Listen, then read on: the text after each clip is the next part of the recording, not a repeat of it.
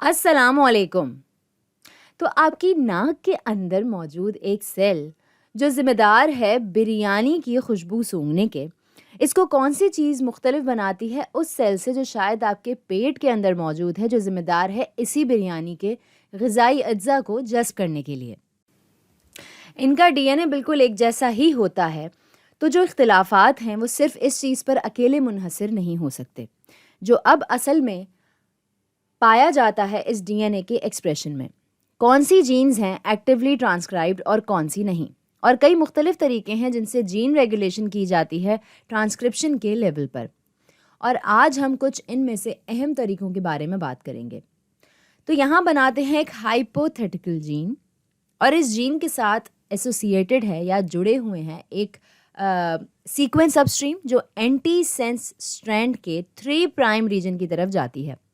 جس کو ٹیمپلیٹ اسٹرینڈ بھی کہا جاتا ہے، اور اس سیکوینس کو کہتے ہیں پروموٹر. اور پروموٹر اور جین کے درمیان ایک اور سیکوینس ہوتا ہے جس کو آپریٹر کہتے ہیں.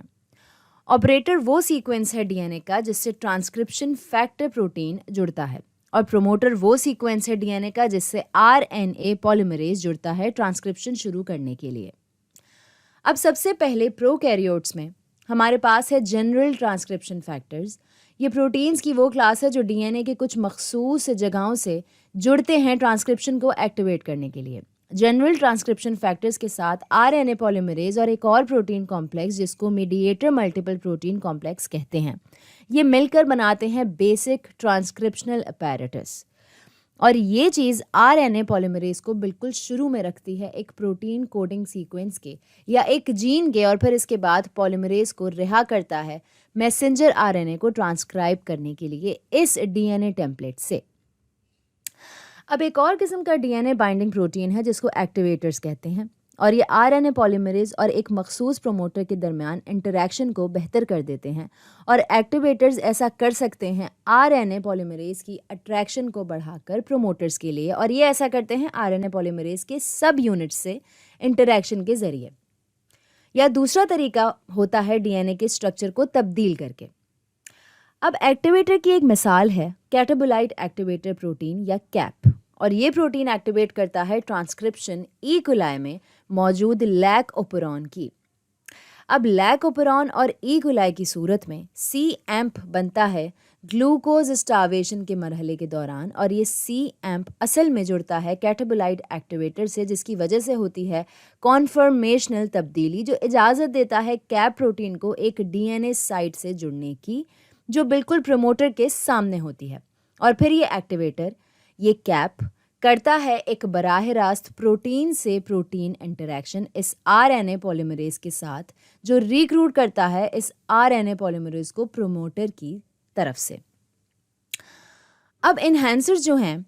یہ ڈی این اے پہ وہ سائٹس ہیں جو پابند ہوتی ہیں ایکٹیویٹرز سے تاکہ وہ ڈی این اے کو لوپ میں ڈال سکیں اس طرح سے جو کسی ایک مخصوص پروموٹر کو لے جاتا ہے انیشیشن کمپلیکس کی طرف. اور جیسا کہ نام ہی اشارہ کرتا ہے یہ جینز کی ٹرانسکرپشن کو بہتر کر دیتا ہے ایک خاص جین کلسٹر میں. اور انہینسر جو ہیں اس سے مراد ہے ایک ہی کروموزوم پر. انہینسر کو ضرورت نہیں ہوتی اس جین کے ساتھ قریب ہونے کی جس پر یہ کام کرتا ہے، اور کبھی کبھی یہ اس کروموزوم پر موجود بھی نہیں ہوتا. انہینسرز خود سے پروموٹر ریجن پر ایکٹ نہیں کرتے بلکہ یہ اصل میں باؤنڈ ہوتے ہیں ایکٹیویٹر پروٹین سے، اور یہ ایکٹیویٹر پروٹینز کر سکتے ہیں انٹریکٹ اس میڈیٹر کمپلیکس کے ساتھ جس کے بارے میں نے پہلے بتایا تھا، جو ریکروٹ کرتا ہے آر این اے پولیمریز کو اور جنرل ٹرانسکرپشن فیکٹرز جو پھر جینز کی ٹرانسکرپشن کی طرف لے جاتے ہیں. تو یہاں میں نے ایک ڈرائنگ بنائی ہے جس میں ایک انہینسر تبدیل کر دیتا ہے ڈی این اے کا اسٹرکچر، اور ڈی این اے لوپ میں گھوم رہا ہے. یہاں آپ کا پروموٹر سیکوینس بھی ہے، آپریٹر سیکوینس بھی ہے، جین سیکوینس بھی ہے اور انہینسر سیکوینس، اور اس طرح سے ڈی این اے کو لوپ میں گھما کر آپ ریکروٹ کر سکتے ہیں R N A polymerase, transcription factors, mediator protein complex, اور پھر اس جین کی ٹرانسکرپشن شروع ہو جاتی ہے. اب بات کرتے ہیں ریپریسرز کے بارے میں. ریپریسرز وہ پروٹینز ہیں جو جڑتے ہیں آپریٹر سے جو رکاوٹ ڈالتی ہے آر این اے پولیمریز کی پروگریس پر اس اسٹرینڈ میں، جس کی وجہ سے جین کے ایکسپریشن پر بھی رکاوٹ آتی ہے. اب اگر یہاں ایک انڈیوسر ہو جو کہ ایک مالیکیول ہے جو جین ایکسپریشن کی شروعات کرتا ہے، تو وہ انٹریکٹ کر سکتا ہے ریپریسر پروٹین کے ساتھ اس طرح کہ وہ اس کو آپریٹر سے الگ کر دیتا ہے، اور اس کی وجہ سے آر این اے پولیمریز بھی آزاد ہو جاتا ہے تاکہ وہ جین کو ٹرانسکرائب کر سکے ڈی این اے اسٹرینڈ پر نیچے جا کر۔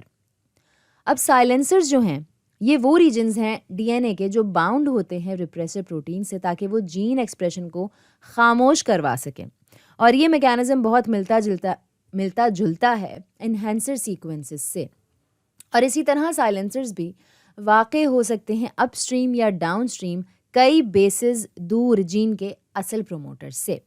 اور جب ایک بار ریپریسر پروٹین جڑتا ہے ڈی این اے کے سائلنسر ریجن سے تو یہ روک دیتا ہے آر این اے پولیمریز کو پروموٹر ریجن سے جڑنے سے۔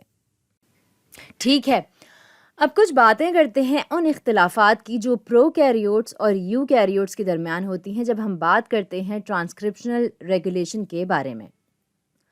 پرو کیریوٹس میں ٹرانسکرپشن کی ریگولیشن کی ضرورت ہوتی ہے ایک سیل میں تاکہ وہ تیزی سے اڈیپٹ کر سکے اس باہری ماحول کو ہر وقت تبدیل جو ہو رہا ہوتا ہے۔ اس کی موجودگی، اس کی تعداد، کس قسم کی غذائی اجزاء، یہ سب چیزیں تعین کرتی ہیں کہ کون سی جینز کی جائیں گی ایکسپریس، اور یہ کرنے کے لیے جینز کو کرنا پڑتا ہے ریگولیٹ۔ تو ایکٹیویٹرز، ریپریسرز اور انہینسرز، جہاں تک پرو کیریوٹس کی بات ہو رہی ہے، یہ تعین کرتی ہیں کہ اگر جین ٹرانسکرائبڈ ہے۔ اب یو کیریوٹس میں ٹرانسکرپشن ریگولیشن میں شامل ہوتا ہے کہ ساری انٹریکشنز کا کمبینیشن جو ہوتی ہیں کہ مختلف ٹرانسکرپشن فیکٹرز کے درمیان، جو اجازت دیتا ہے ایک عام سے رسپانس کا ماحول کے مختلف حالات کے مطابق۔ اور ایک اور اہم فرق ان دونوں کے درمیان یہ ہے کہ یو کیریوٹس میں ایک نیوکلیئر انویلپ ہوتا ہے جو روکتا ہے کسی خاص جین کی ٹرانسکرپشن اور ٹرانسلیشن، اور اس کی وجہ سے شامل ہوتا ہے ایک اسپیٹل اور ٹیمپورل کنٹرول جین ایکسپریشن کا۔ تو آج کے لیے اتنا ہی۔